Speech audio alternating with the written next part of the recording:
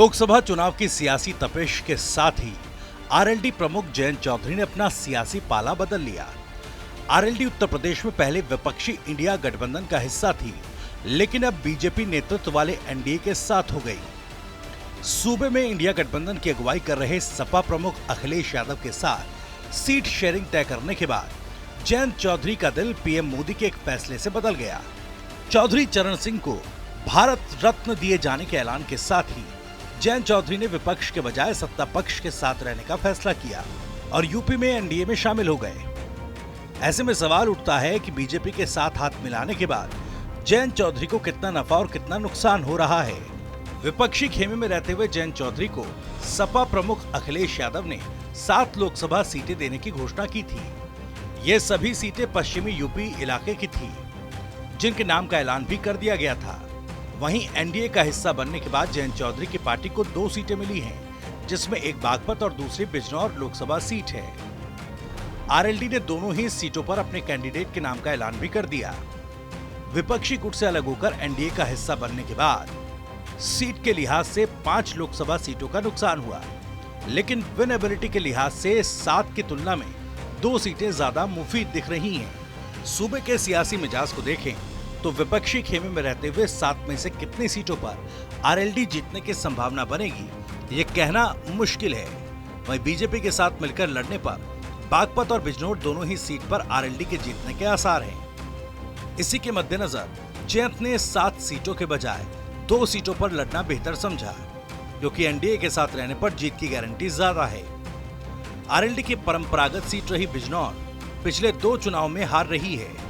सपा बसपा के साथ मिलकर 2019 में चुनाव लड़ने पर जयंत चौधरी और उनके पिता अजीत सिंह चुनाव नहीं जीत सके थे।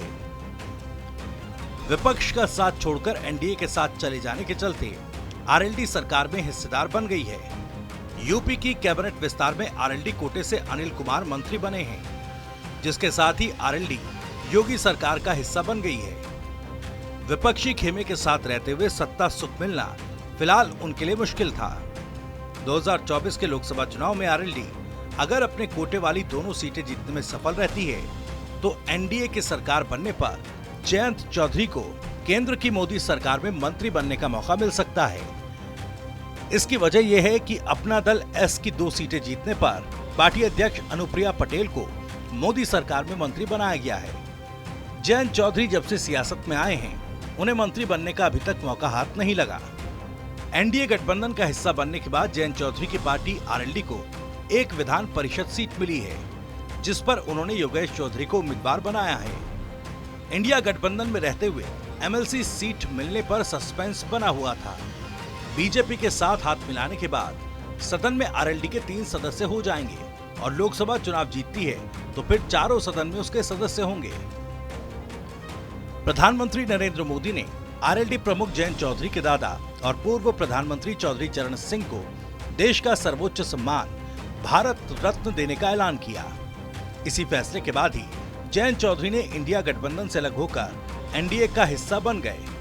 हालांकि राजनीतिक विश्लेषकों का मानना है कि जयंत चौधरी विपक्ष के साथ अलग होने और एनडीए के साथ हाथ मिलाने की शर्तों का हिस्सा था, ताकि इसी आधार पर सियासी पादा बदलने का ऐलान कर सके।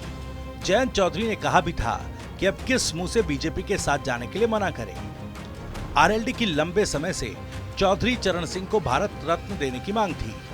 आरएलडी प्रमुख जयंत चौधरी विपक्षी खेमे में रहते हुए पश्चिमी यूपी की सियासत में दोबारा से अपनी खोई सियासी आधार को हासिल करते नजर आ रहे हैं। पश्चिमी यूपी में जाट मुस्लिम गुज्जर दलित समीकरण बनाने की कोशिश कर रहे हैं, जिसके दम पर खतौली उपचुनाव में सफलता भी हासिल की। 2013 के मुजफ्फरनगर दंगों से आरएलडी से दूर हुए मुस्लिम समुदाय ने दोबारा से लौटना शुरू कर दिया।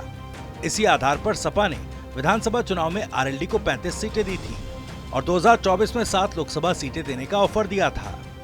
लेकिन जयंत चौधरी के बीजेपी के साथ हाथ मिलाने पर मुस्लिम समुदाय के बीच बन रहे विश्वास को झटका लग सकता है।